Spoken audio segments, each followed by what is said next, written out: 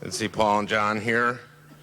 Thank you, Denise. Thank you all for being here and for being such strong supporters of the issues that I care a lot about, and that Paul and John care a lot about. And what you do is so important for democracy. And I feel I'd be remiss if I didn't just take a moment to reflect on the tragic events of last weekend. A lot has been said about the vituperative nature of our discourse, and that has been hashed over again and again, and there's a place for hashing that over. As a U.S. Senator, what I've taken from it, I watched the President's speech, and I was really struck by the biographies of the people who died. And to me, it was very interesting that if this had been a Congress on your corner for a Republican congressman or congresswoman, and you read the biographies of the people who were tragically killed, it wouldn't have been any different. The military service that you heard about, the just came from Mass, the service through their religious organizations, the unbelievable acts of bravery, men who'd been married to their wives for decades and decades, jumping in front of the bullet to save their wife. And this last week, I've been going all throughout Minnesota. I was in northwestern Minnesota, and north central Minnesota, and southeastern Minnesota. And the unbelievable number of positive stories and stories of heroics. Very quickly, Andy Wells, who has Wells Technology, who's a member of the Red Lake tribe, who's probably a little older than me, has built this business over a number of couple decades. And I'd say, I don't know what the percentage is, a significant number of his employees, percentage of his employees are American Indians, both from Red Lake and other tribes. And he has a mentoring program to take folks with alcohol or drugs or with our prison system and turn their lives around. And I come away, this is not your job necessarily, but I've come away with this with just an incredible appreciation for the people of Minnesota, for the American people. And I just been very moved by that this week, and the importance of our democratic process. And now the events of last weekend should remind us of just how important it is for that process is, and for the public to be heard. And as you all know, Congresswoman Giffords was holding a Congress on your corner, listening event to reach out and hear the concerns of her community. This kind of tradition dates back to the beginning of our democracy, and today the internet has given us even more ways to do that. It's really the public square of the 21st century, but I'm worried that it's being threatened. I'm here today because I believe that we are facing and will continue to face a growing threat of corporate control on the flow of information in our country. I want to talk to you today about two issues that I believe they've highlighted for me just how real this threat is, net neutrality and the NBC-Comcast merger. Net neutrality is the free speech issue of our time. The Federal Communications Commission recently adopted some new rules that they say will protect net neutrality, but these rules are not strong enough. In fact, I have two main concerns with the rules. First, big corporations shouldn't be able to decide who wins or loses on the internet.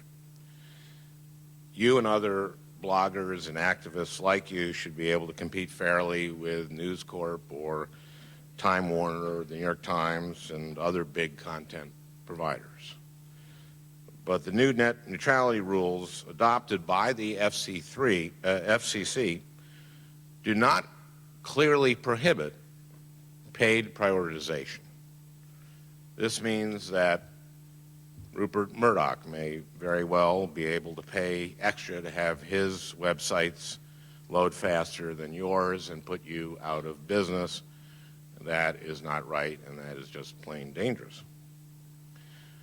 Second, these rules will create essentially two internets with different sets of rules to govern them. The FCC's new rule will allow mobile networks like AT&T and Verizon Wireless to completely block content and applications whenever it suits them for either political or for business reasons. This is the first time the FCC has ever allowed discrimination on the internet. This is unacceptable, and it will ultimately mean that rural communities that rely on wireless internet service will see an entirely different internet. The FCC's new rule, to me, is a big disappointment. We expected better from this commission and this chairman who promised that net neutrality would be a priority. My only hope here is that this is just a first step, and the FCC will go after every single company that violates the letter or spirit of this rule. I'm counting on the FCC to keep its promise to strengthen these provisions in years to come, and I will need your help in holding the FCC's feet to the fire on this so we can make sure they do their job and protect the internet. The FCC is also considering the proposed merger between Comcast and NBC Universal this month. Comcast is the nation's largest cable provider and largest residential internet provider. NBC Universal is a content giant. It owns 37 TV networks and countless movies. As you probably know, I hate this merger. I've been pushing hard for the FCC and the Department of Justice to block it because it will be a bad deal for consumers. This merger is going to push channels like the Discovery Network, Food Channel, and Bloomberg News into accepting less money than they are worth just to reach Comcast 23 million cable subscribers, and its subscribers that get their information through the internet. And it may put smaller networks out of business. This will also mean less choice for consumers, more Comcast-NBC programming, higher NBC-Comcast will charge more for its program to other cable providers, and Comcast will take the money out of this pocket and put it in this pocket. And this will mean likely much higher cable bills for you, and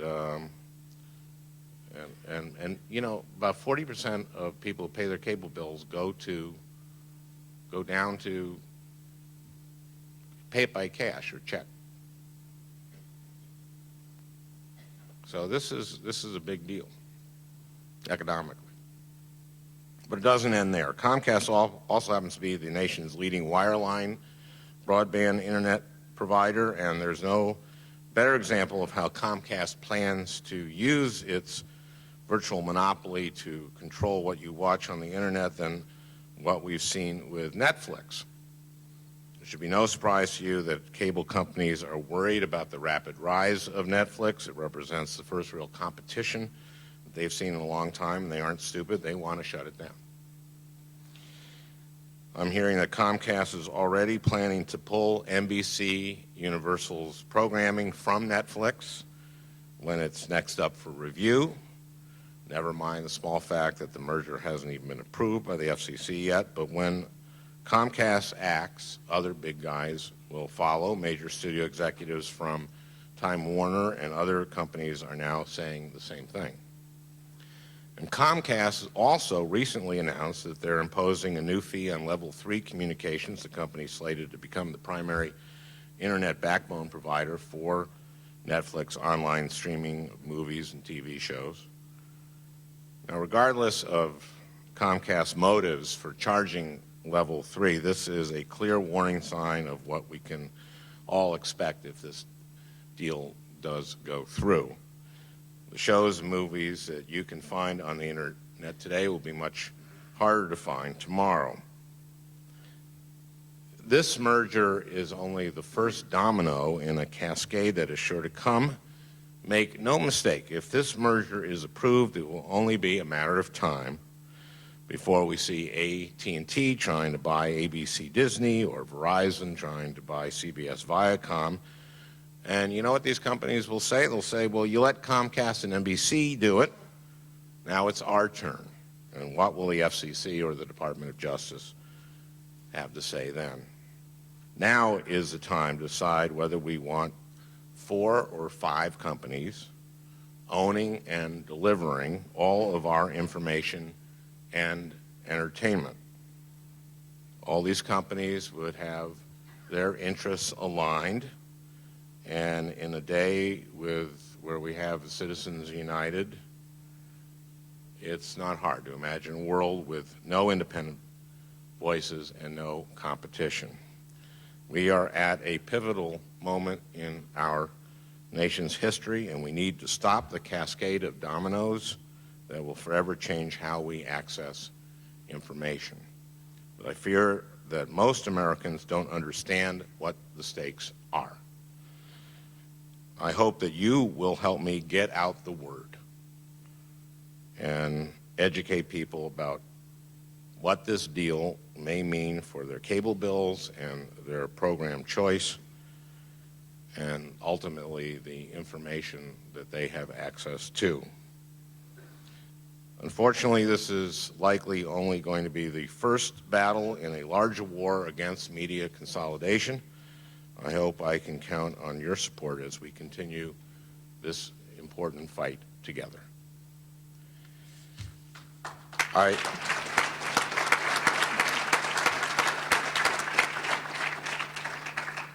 also hope I will be seeing you this summer as we have the distinct honor of hosting Netroots Nation right here in Minneapolis this summer. It's going to be an exciting, energizing event, and we need to show a strong Minnesota presence that represents our state's unique civic engagement and progressive values. I know that's going to happen, and I know it's going to be fun as well. And there'll be a big party at my house.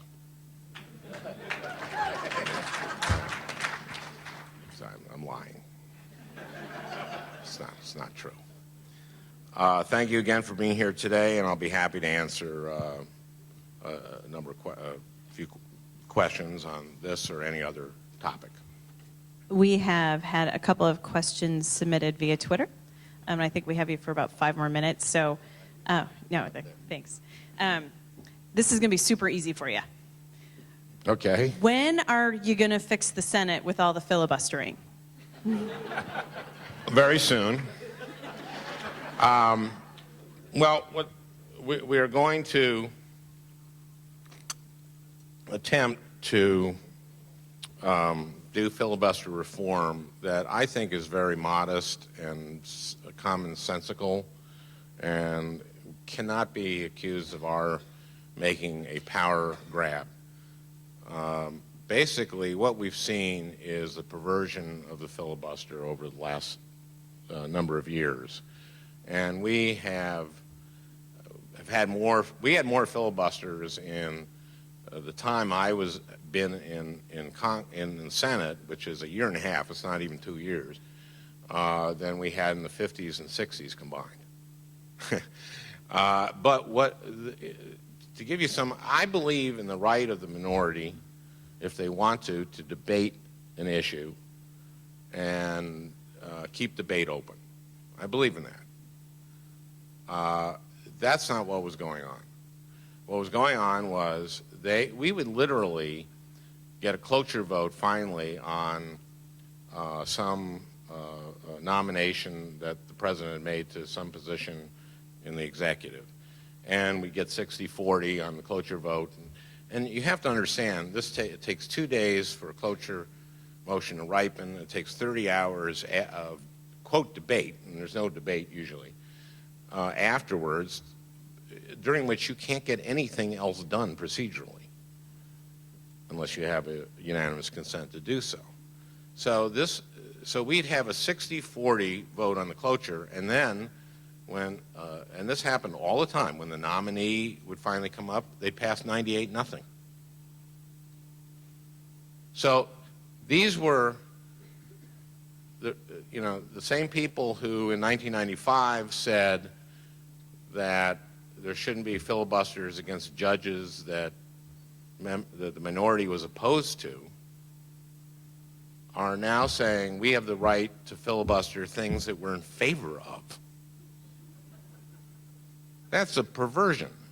So what happened is that, there is a reason for the filibuster. But this group took it to its extreme and used the rules in such a way just to slow foot everything. So we're going to have some proposed changes, and we think we can do this at the beginning of the session with 51 votes. But they're very simple. There's just no filibuster, one filibuster per bill. No filibuster on the motion to proceed. It's hard to make an argument that we need a lot of debate if you're filibustering the debate. I want a provision where you need 41 votes to continue debate instead of requiring 60 votes to stop debate. That puts the burden on the folks that are filibustering. We also want the folks that are filibustering to actually get up and have to speak and continue debate.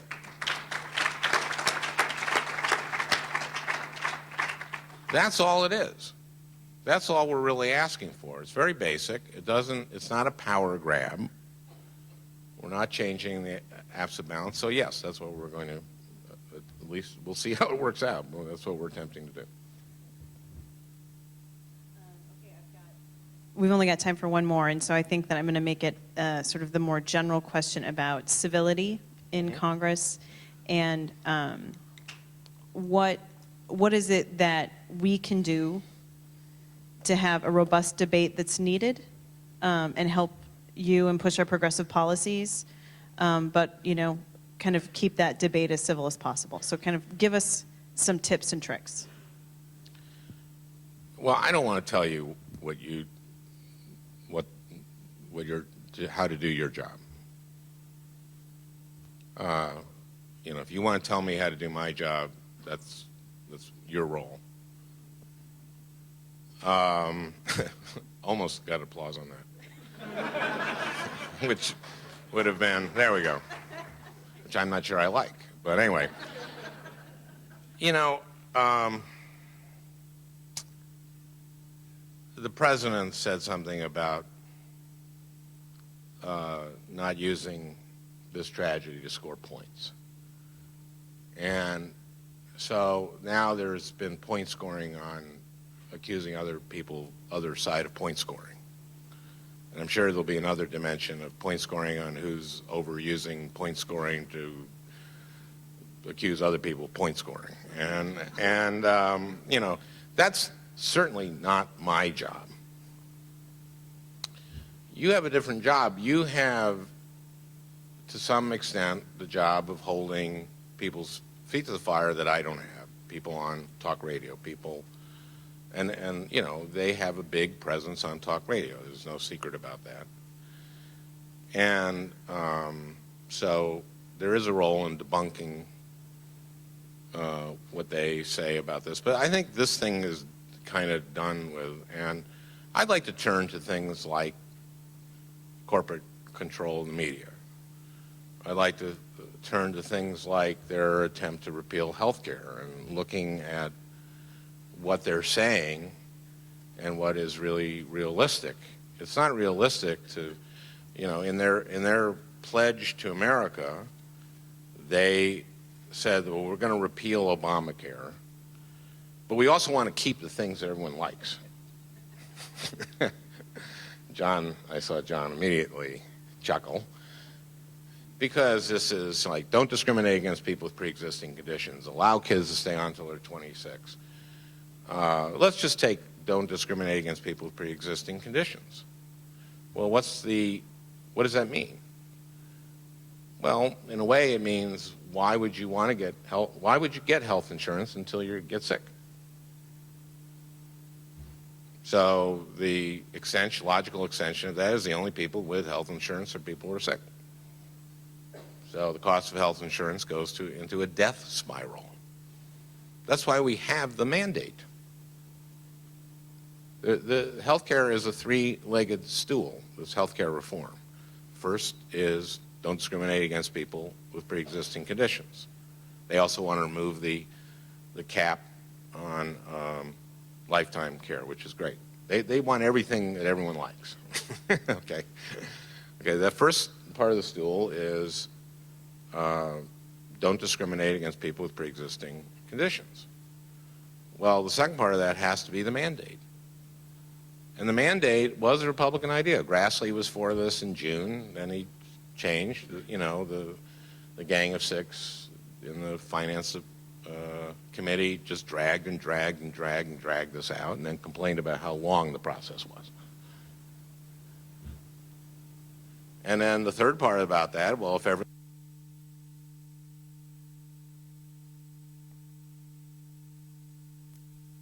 people who can't pay for it, so we subsidize up to 400% of poverty on a sliding scale. That's a three-legged stool. They want a one-legged stool. Two-legged stools don't stand. A one-legged stool just is ridiculous. So talk about that. It's like a pogo stick. Huh? It's not even a stool. It's like a pogo stick. You're right. It's not a stool. Thank you.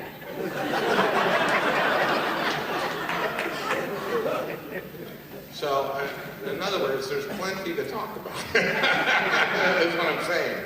So, I don't want to tell you how to do your job. Please take up some of these issues that I think are of existential importance, like corporate control of media, like